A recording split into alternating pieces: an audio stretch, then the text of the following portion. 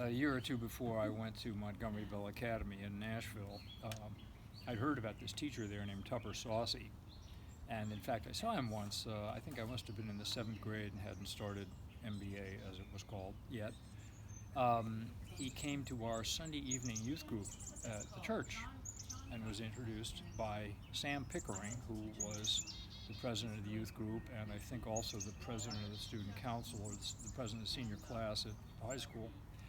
And Sam talked a little bit about Mr. Saussy being an inspiring teacher. And Tupper Saussy was there to play some jazz piano and talk to us a little bit how you build a jazz riff out of a tune, or how you create your own tune. And I remember he played with a lot of energy, and he was very good at very, very rhythmically tapping his shoe on his heel and toe back and forth while he played. I thought, yeah, that's pretty cool. I went to that school the next year, but he had left the faculty to go on and do advertising, which he got very good at, and quite successful. But he'd made quite an impression on Sam Pickering, this guy whom he had taught. Sam himself came back to the school for a couple of years to teach after I graduated, and I think he taught my brother. And Sam was a pretty flamboyant character himself, but unlike Tupper, he was an alumnus of the school, had layers and layers of deep appreciation for his contributions on the football team and in the classroom and everything. Yeah, I realize you didn't introduce yourself, so why don't you introduce yourself too? Who, me? Yeah, you. Oh, yeah, well, I'm John Stifler. Hi, Han. Okay. I tell you, Han knows who I am. Okay. Anyway. You might have changed a little bit in the last few years. Yeah, that's right. I had a small beard when I was there.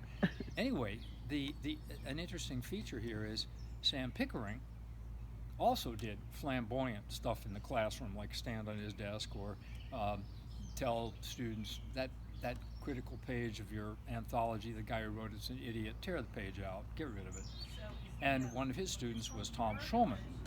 Tom Schulman proceeded to go to college and then wrote a screenplay called Dead Poets Society. Oh, wow. So Tupper gets some of the credit indirectly. Tom didn't know Tupper, but Sam did, and Tom had Sam for a teacher. Meanwhile, Tupper and his then wife Lola Hahn, Saussy, had 2 children, Han and Han. I'm sorry I've spaced out on your sister's name. It may come to me. She was cute. Anyway, and Han they were both at the Ensworth School when I was teaching there, and I didn't get to have Han in a class, but pretty sure he was in the production of Oliver that I directed, and maybe also in the production of Oklahoma. And he wrote a play that he presented himself in assembly, and I wish that I could have helped him better with it. It was a hilarious play that the execution didn't live up to the brilliance of the script. And how old was Han at the time? That was nobody's fault. What? How old was Han at the time? Probably 11.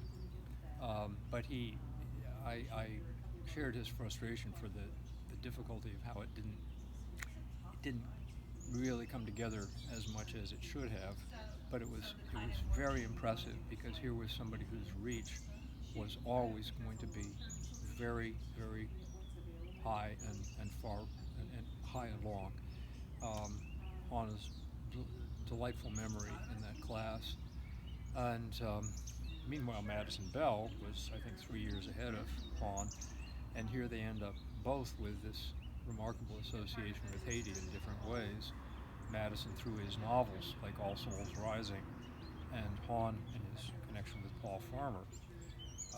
I did a double take when I read the acknowledgments or the preface to the uses of Haiti, mentioning Han, especially because that same year, a woman, and I wish I could remember her name, a very senior professor of languages, maybe at Yale, maybe somewhere else, who was originally, I think she was German, and she had made a career out of studying French and teaching it, and here she was in the United States, and she mentioned Han as one of the key, collaborators or inspirations for some work that she was doing. So here were two references to Han that I didn't know, what the connection. It was very interesting that these two should come up from completely different sources in the same year, and I've been kicking myself. I've been reminding myself periodically to Google Hahn and at least get in touch with him. So naturally, Leslie, thank you for being the person who gives me the nudge that enables me to do it.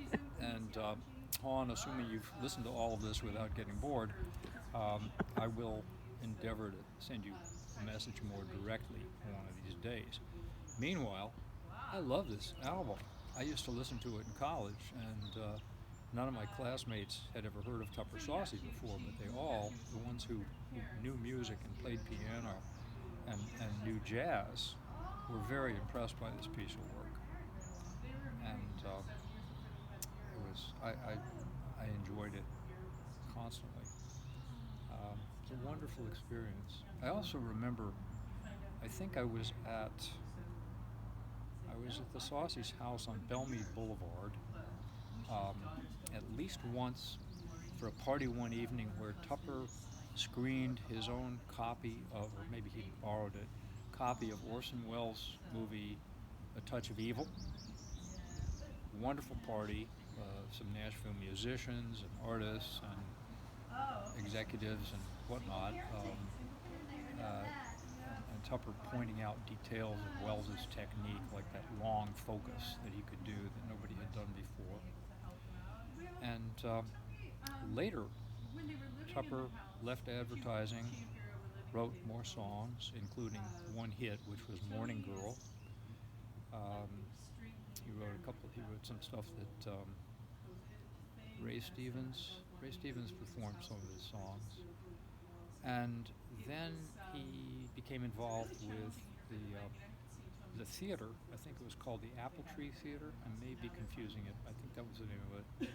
In a smaller town east of Nashville. Put up some plays there. He'd written one or two plays that were performed at the Little Circle Theater in Nashville, and I'd done some acting there myself. And for the second play, I remember the first play was called The War Minister, and I participated in a read-through of the script at the Saucy's house, just so Tupper could hear it read by other people. And the second play, I've forgotten the name of it, but Tupper himself was in it, and he needed a couple of actresses. One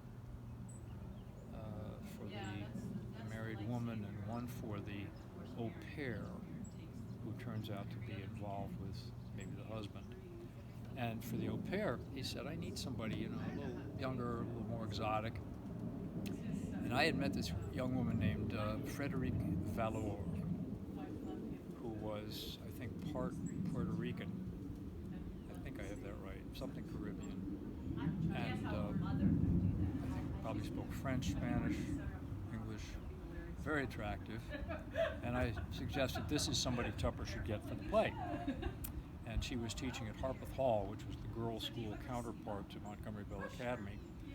And so he phoned Harpeth Hall and asked to speak to her. He ended up casting her in the play. Subsequently, he ended up marrying her, which was pretty much fun for a while. I remember a dinner with him and John Pritchard, another friend, and I, all at Freddie's apartment or condo or wherever it was in Nashville. That was fun. And then she and Tupper were married for a while. I don't know. I know it ended eventually, but Tupper made quite a new career for himself in the theater program, and he also made a career for himself in being ornery and making fun of the establishment in a variety of ways, including not paying taxes.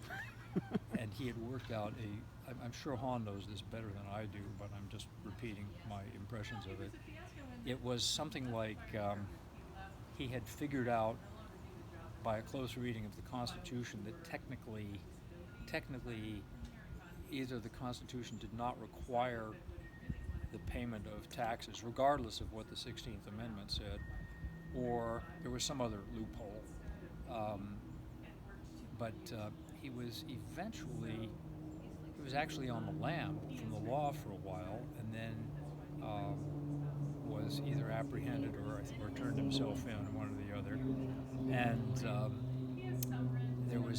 there ensued a trial in which he defended himself, I think, and the judge ruled that he had to go to prison, but it wasn't very high security ruling, and the judge said, okay, you are required to turn yourself into such and such prison on such and such a date.